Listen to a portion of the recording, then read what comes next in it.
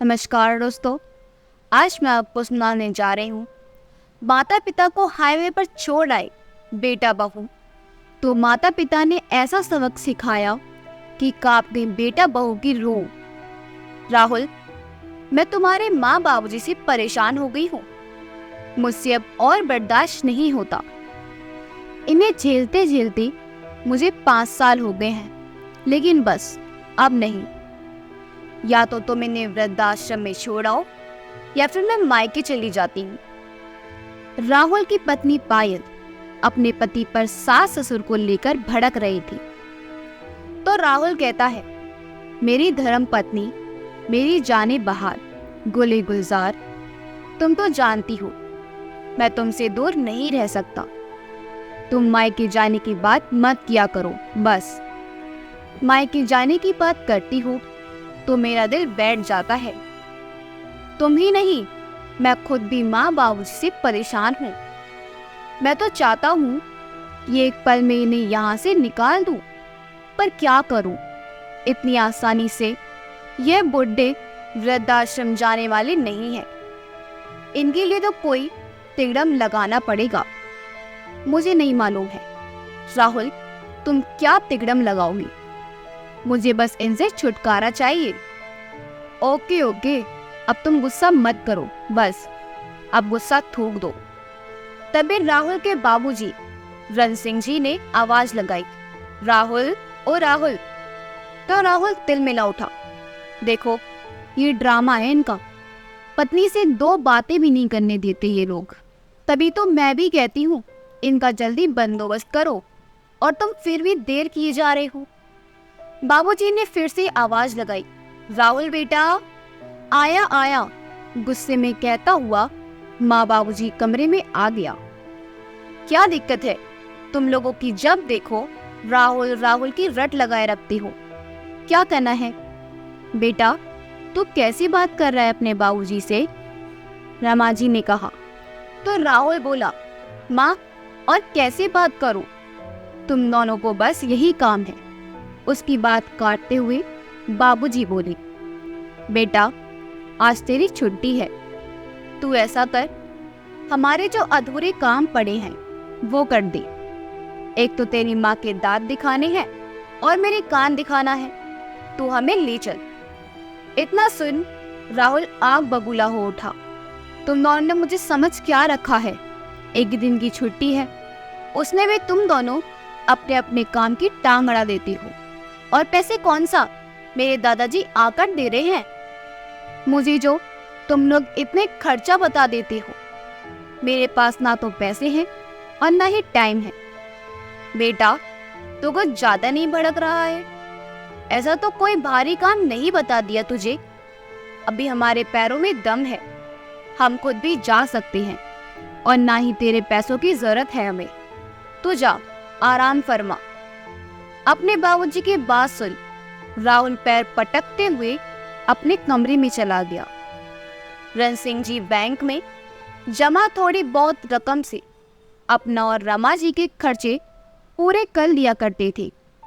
चलो रमा, तुम तैयार हो जाओ, मैं खुद तुम्हें लेकर चलूंगा। ठीक है जी, मैं 2 मिनट में तैयार होती हूँ। इतना कहकर रमा जी तैयार हो गई और फिर दोनों डॉक्टर के पास जाने के लिए एक साथ निकल गई।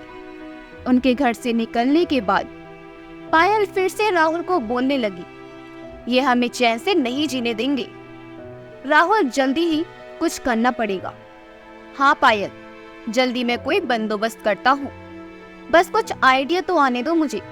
जाओ, तुम मेरे लिए बढ़िया वाली कॉफी बना कर लो। ठीक है, लाती हूँ, कहकर पायल कॉफी बनाने चली गई। और राहुल अपना शातिर दिमाग लगाने लगा कि क्या किया जाए जो इन दोनों बुढ़ों से पीछा छूट जाए। वह बहुत देर सोचता रहा। इतने में पायल कॉफी बना लेकर आई। तो राहुल बोला, तुम्हें कोई सुझाव दो ना, क्या करना चाहिए? मेरा सुझाव तो सपाट है, दोनों को नींद की गोली देकर मार डाला जाए। नहीं यार, ऐसा नहीं कर सकते, सारी जिंदगी जेल में बितानी पड़ेगी। और है तो मेरे माँ बाप ही, कैसे जान ले सकते हैं? राहुल बोला। तो फिर खुद ही दिमाग लगाओ, पायल ने मुंह बनाते हुए कहा।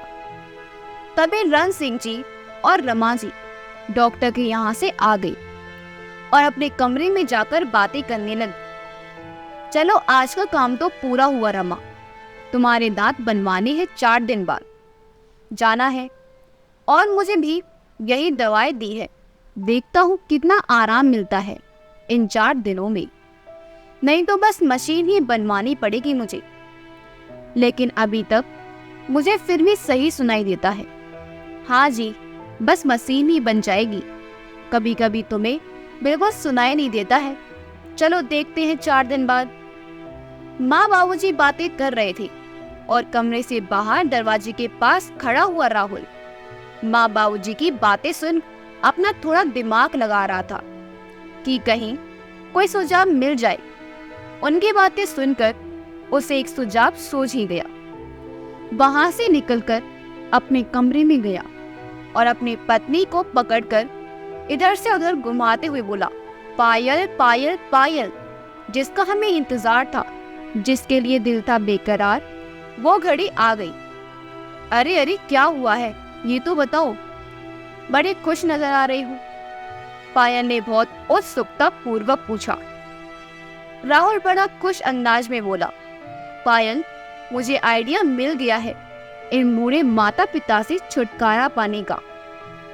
ये सुन पायल की आंखें चमक उठी और बोली, क्या बात कर रहे हो, क्या आइडिया है, मुझे भी तो पता चले।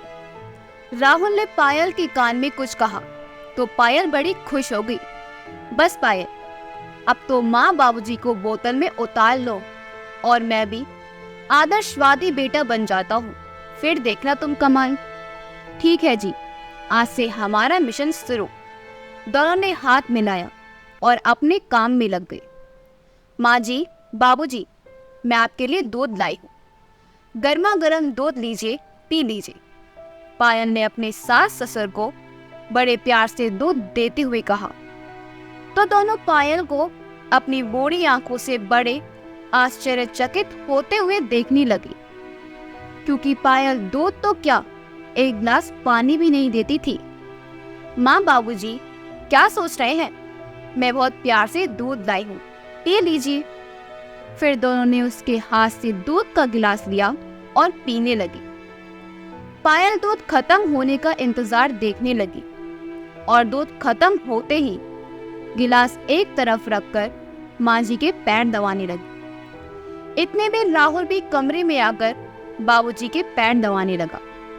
तो रण सिंह जी और रमा जी बड़े आश्चर्यचकित हो रहे थे। उन्हें समझ नहीं आ रहा था कि ये क्या हो रहा है। पायल और राहुल ने थोड़ी देर पैर दबाए और फिर माँ बाबूजी को सुलाकर चलते बने और अपने कमरे में जाकर बोले, ओफो, मैं तो पता नहीं कैसे बर्दाश्त कर रही थी। कोई नहीं पायल, 3 दिन की तो बात है, फिर तो बस चांदनी रात है। दोनों बातें करते हुए सो जाते हैं। अगले दिन राहुल ऑफिस से आते हुए माँ के लिए नई साड़ी और बाबूजी के लिए नई धोती लेकर आया और आते ही सीधा उनके कमरे में जाकर उन्हें दिखाते हुए बोला, देखिए बाबूजी, आपके नए नए कपड़े लाया हूँ। कपड़े देखकर रमा जी और रण सिंह जी बड़े खुश हुए। राहुल थोड़ी देर दोनों के ही पास बैठकर अपने कमरे में जाता है। ओफो, ये बूढ़े तो जाते जाते भी खर्चा करवा रहे हैं। पायल मुंह बनाते हुए बोली, कोई नहीं डार्लिंग, कुछ पाने के लिए कुछ खोना भी पड़ता है। राहुल ने सोफे पर बैठे हुए पायल से कहा। पायल जानती थी रण सिंह जी को गन्ने के रस की खीर बहुत पसंद है, इसलिए अगला पैतरा उसने गन्ने के रस की खीर बनाकर खेला। खीर ले जाकर बाबूजी और माँ के कमरे में गई और चहकते हुए बोली, बाबूजी, मुझे पता था आपको गन्ने की खीर खाने का बड़ा मन कर रहा है। बहुत तुम्हें कैसे पता लगा? रमा जी ने पायल से पूछा। अरे क्या माँ, आप भी, जब माँ बाप बच्चों के बिन बोले उनके मन की हर बात समझते हैं तो सारी ख्वाहिश पूरी करते हैं, उसी तरह बच्चे भी माँ बाप के मन की बात पढ़ लेते हैं। बस मुझे आभास हुआ और मैंने बाबूजी की लकीर बना दी। बहू की बात सुन रन सिंह जी और रमा जी खुश हो गए और मन ही मन भगवान का शुक्र अदा करने लगे कि भगवान ने उनके बच्चों को शुद्ध बुद्धि दे दी। राहुल रन सिंह जी और रमा जी का इकलौता बेटा है। रन सिंह जी की प्राइवेट जॉब थी जिससे उनके घर का खर्चा ही सही से पूरा हो पाता था। रमा जो बहुत समझदार महिला थी, उनका घर बहुत छोटा था। अपने पति की कमाई में भी अच्छे से घर का पूरा काम कर लेती थी और पाल पाई जोड़कर उन्होंने जमीन भी खरीद ली जिस पर उन्होंने अपने सपनों का आशियाना खड़ा किया। राहुल अभी बहुत छोटा था। रन सिंह जी की ज्यादा आमदनी नहीं थी, लेकिन राहुल की पढ़ाई में उन्होंने कोई कमी नहीं की थी। उसे अच्छे स्कूल से पढ़ाया, फिर अच्छे कॉलेज में पढ़ाया। राहुल को बिजली विभाग में सरकारी नौकरी मिल गई। फिर उसके लिए लड़की ढूंढी और पायल से राहुल की शादी कर दी। पायल मासूम से दिखने वाली इतनी क्रूर होगी, वह बात बात पर उन्हें ताने मारती। वह कुछ काम बता देते तो उसे नजरअंदाज कर देती। जरा सी बातों पर पूरा घर सर पर उठा लेती। रन सिंह जी थोड़े गुस्से स्वभाव वाले व्यक्ति थे, परंतु रमा जी उतनी ही ठंडे मिजाज की महिला थी और हमेशा अपने पति का गुस्सा शांत कर देती। रन सिंह जी को पायल पर गुस्सा आया था तो रमा जी ने बड़े प्यार से हैंडल कर लिया। राहुल शादी से पहले अपने माता पिता की खूब सेवा करता था, लेकिन पायल ने उसे अपने रंग में रंग लिया था। अपनी मीठी बातों में राहुल को हमेशा पटाकर रखती, जिससे राहुल को बस हर जगह पायल ही दिखाई पड़ती। पायल की बातों में आकर राहुल अपने माँ बाबूजी पर भड़कता रहता। राहुल रिश्वतखोर व्यक्ति था। राहुल रिश्वत लिया करता था। बिजली विभाग में होने का लाभ उठाना उसे अच्छे से आता था। जिस भी किसी के घर में वैसी जैसे आधुनिक उपकरण देख लेता, बस कोई ना कोई नाटक कर लोगों को परेशान करके उनको अपने पद की धौंस दिखाकर उनसे बिना वजह जुर्माना वसूलने पहुंच जाता था। तो उसके बाबूजी राहुल को हमेशा बोला करते थे कि बेटा, रिश्वत लेना पाप है, तुम रिश्वत मत लिया करो, चाहे कम में ही काम पूरा कर लिया करो। लेकिन राहुल अपने बाबूजी का विरोध किया करता था। मेरी खुशी को देखकर आपको जलन होती है। आप नहीं चाहते कि मैं अच्छा जीवन जीऊं और अपनी पत्नी के साथ खुश रहूं। हमेशा मेरी खुशी के आड़े आते हो, बार बार मुझे रिश्वत को लेकर सुनाते रहते हो। आपको क्या दिक्कत है, मैं कुछ भी करूं। राहुल की बातें सुनकर रन सिंह जी को गुस्सा आ गया तो उन्होंने उसके ऊपर हाथ उठा दिया। इस बात को लेकर राहुल माता पिता से काफी परेशान हो चुका था। ऊपर से पायल और आग में घी डालने का काम करती। अब रन सिंह जी और रमा जी चुप्पे साधे हुए थे, लेकिन माता पिता होने के नाते गलत बात पर टोक ही देते थे।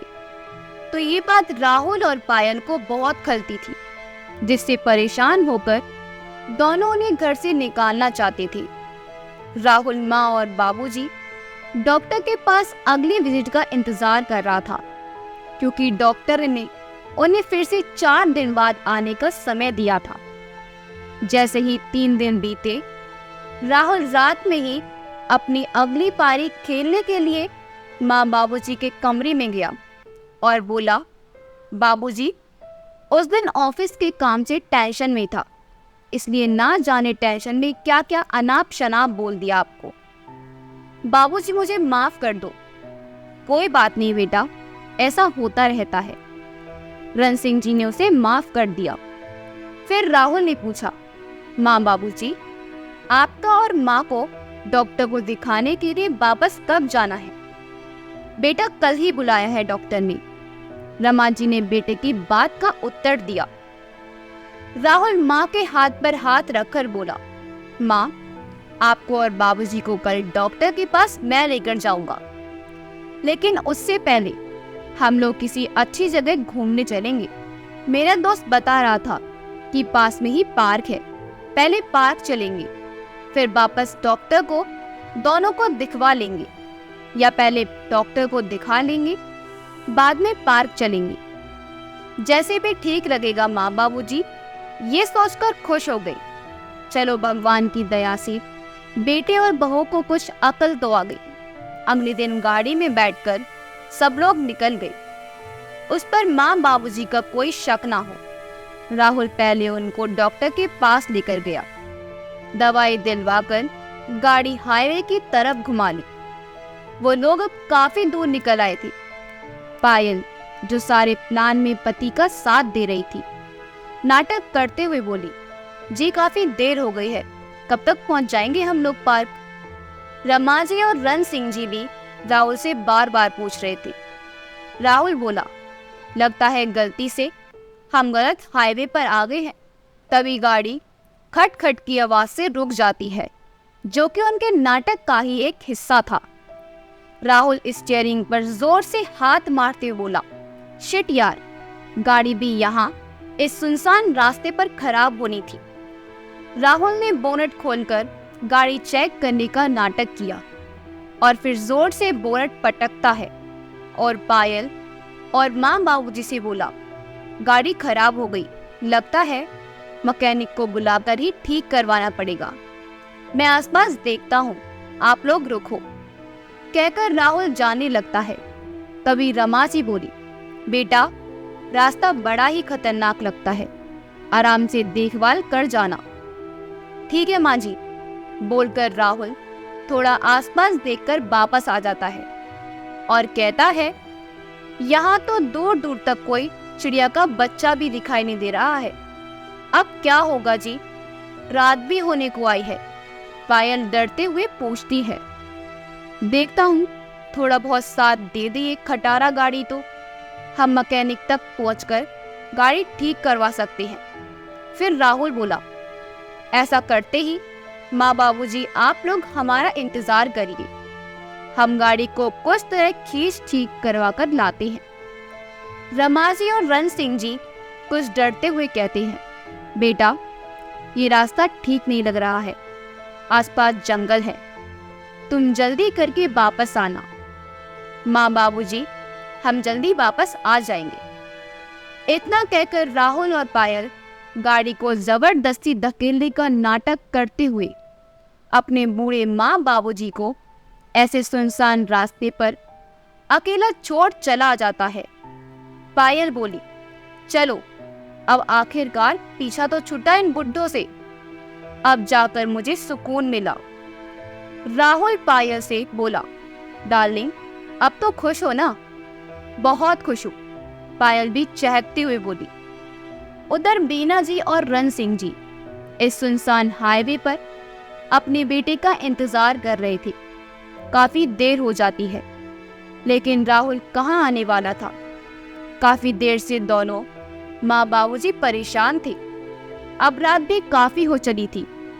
एक तो भूख के मारे जान निकली जा रही थी, ऊपर से सुनसान रास्ता, करे तो क्या करे। दोनों घबराए हुए माँ बाबूजी वही एक पत्थर पर बैठ गए। तभी वहां से एक पुलिस ऑफिसर की जीप गुजरती है, जो कि senior police officer Deepak Singh ऐसे रात में सुनसान हाईवे पर बूढ़े दंपति को बैठे देखकर तुरंत गाड़ी रोकी और उतरकर उनके पास जाकर बोले, अंकल आंटी आप लोग रात में इस हाईवे पर अकेले क्या कर रहे हो? रमाजी और रण सिंह जी ने दीपक को सारी बात बताई। उनकी बात सुनकर दीपक सिंह को बड़ी हैरानी हुई और गुस्सा भी आया। वे दोनों को अपनी जीप में बैठाकर अपने घर ले आए। उधर पायल ने राहुल से कहा, कहीं ऐसा ना हो दोनों किसी से लिफ्ट लेकर घर ना अटके। अरे नहीं, तुम्हें पता है कितने घने जंगल में है, या तो उन्हें कोई जंगली जानवर खा जाएगा या चल चल के ही मर जाएंगे वो लोग, भूख प्यास के मारे दम तोड़ देंगे। राहुल पायल को समझाते हुए बोला, उधर रमाजी और रण सिंह जी का रो रो कर बुरा हाल हो रहा था। उनको विश्वास नहीं हो रहा था कि उनका बेटा उनके साथ ऐसा कैसे कर सकता है।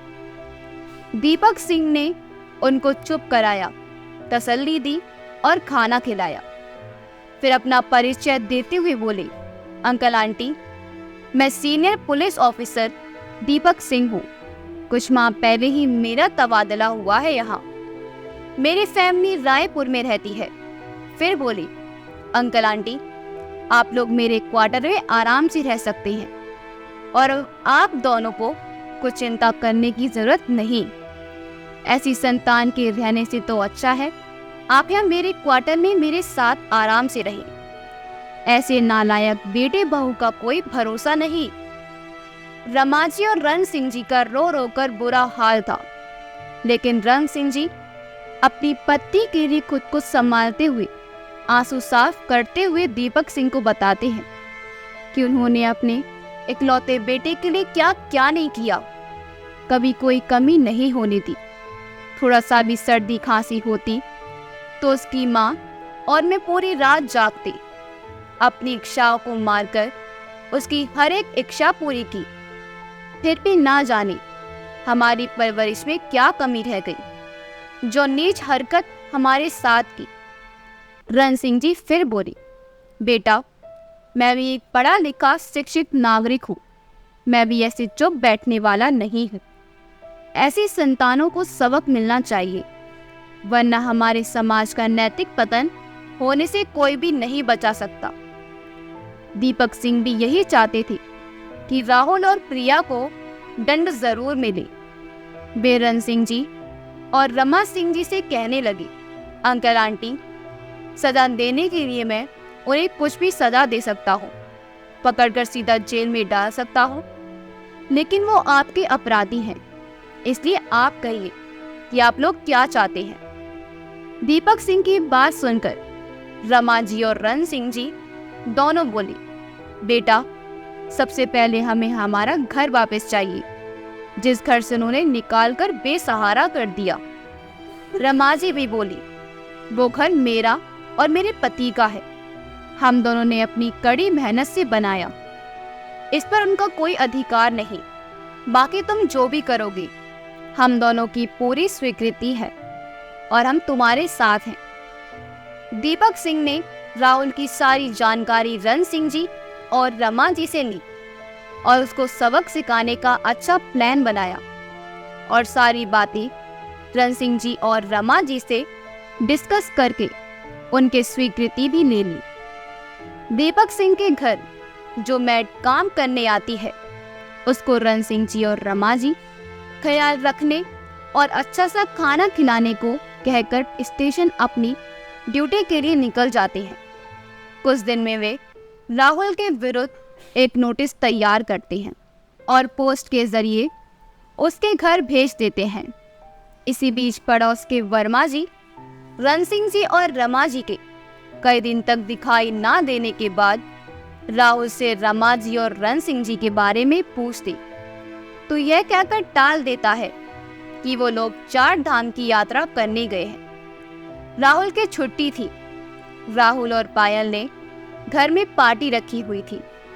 दोनों अपने दोस्तों के साथ म्यूजिक बजाकर नाचने गाने में मगन थे।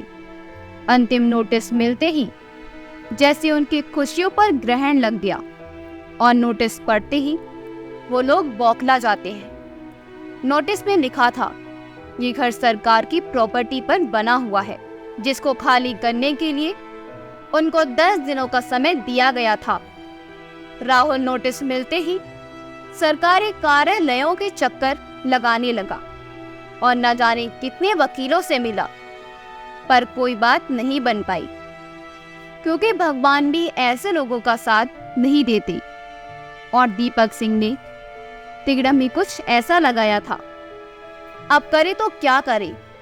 जब घर खाली करने में 3 दिन का समय बचा तो दीपक सिंह खुद चलकर राहुल के घर पहुंचे और एक बार फिर उसे 3 दिन के अंदर अंदर घर खाली करने को कहा।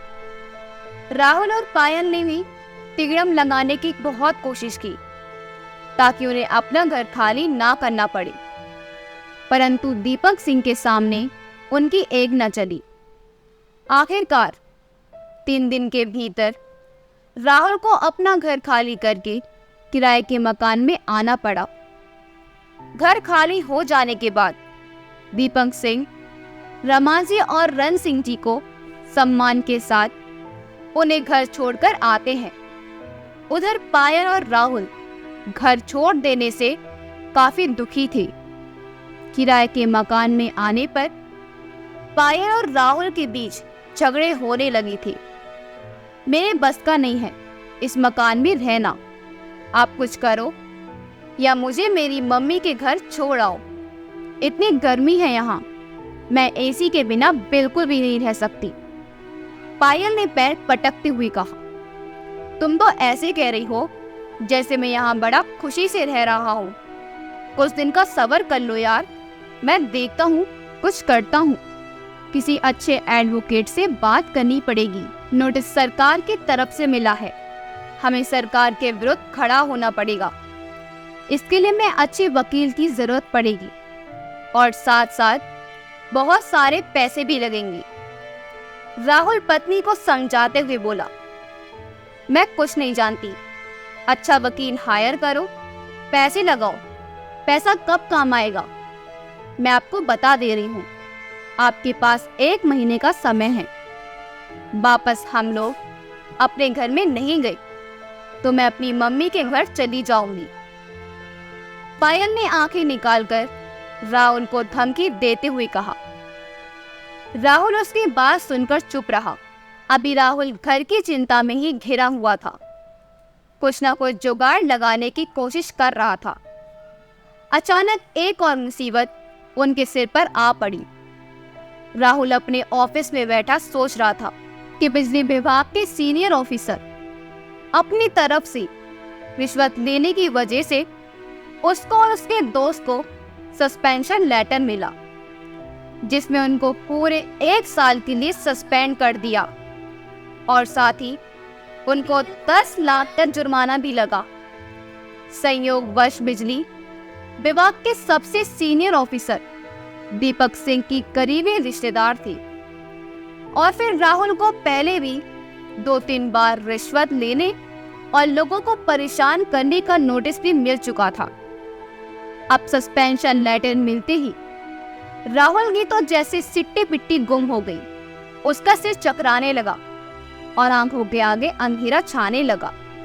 उसको लगा कि जैसे वो अभी बेहोश होकर गिर पड़ेगा। किसी तरह उसने खुद को संभाला और डिपार्टमेंट में कई सीनियर ऑफिसर से सस्पेंशन लेटर रुकवाने की विनती की, परंतु यहाँ भी उसकी एक नहीं चली। हारा थका राहुल घर आया और आते ही बेड पर गिर गया। क्या हुआ जी, आपकी तबीयत ठीक है ना? पायल ने राहुल को ऐसे देखा तो पूछा। राहुल को तो जैसे सांप सूंघ गया था। इसके मुंह से एक शब्द ना निकला और वह रोने लगा। रोते रोते उसने पायल को सारी बात बताई। लो हो गया हमारा बटाधार, अब क्या करेंगे हम लोग? इसलिए आपको बाबूजी मना करते थे रिश्वत लेने से। पायल मुंह बनाकर बोली। ये तुम बोल रही हो पायल? तुम्हारी खर्चों के कारण आज तक रिश्वत लेता आया। तुम ही थी जो मुझे रिश्वत लेने के लिए उकसाती थी। पड़ोस में जा जाकर जानकारी जमा कर लाती थी। किसी घर में ऐसी है, किसके घर में 2-2 फ्रिज है, किस घर में माइक्रोवेव है, कहाँ छापा मारना है कहाँ नहीं। और अब तुम मुझे दोष दे रही हो और आज तुम्हें बाबूजी याद आ गए। तुम ही थी जो माँ और बाबूजी को मारने का आइडिया दे रही थी। अब बात बना रही हो। बढ़ते बढ़ते दोनों के बीच का झगड़ा काफी बढ़ गया और दोनों कुत्ते बिल्ली की तरह लड़ने लगे। रिश्वत से कमाए पैसों को राहुल और पायल बस मौज मस्ती में उड़ा देते थे। पैसे बचाना उन्हें नहीं आता था, इसलिए धीरे धीरे सारे पैसे भी खत्म होने लगे थे। ऐसे में एक और नई मुसीबत आ गई।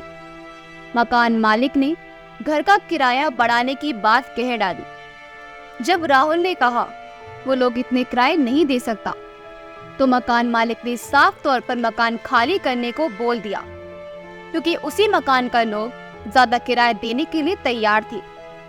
अब तो राहुल और पायल अपना सामान ले सीधा फुटपाथ पर ही आ गए, क्योंकि राहुल अपने पद का गलत इस्तेमाल करके मोहल्ले वालों को और पड़ोसियों को परेशान करता था और उनसे भी रिश्वत लेने से नहीं चुका करता था। आस पड़ोस में उसकी छवि अच्छी नहीं थी, इसलिए कोई भी पड़ोसी उसकी मदद करने के लिए तैयार नहीं हुआ। सबने उसे किनारा कर लिया था।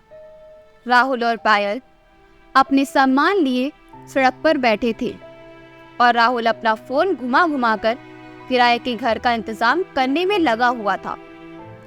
कोई मदद के लिए तैयार नहीं हुआ।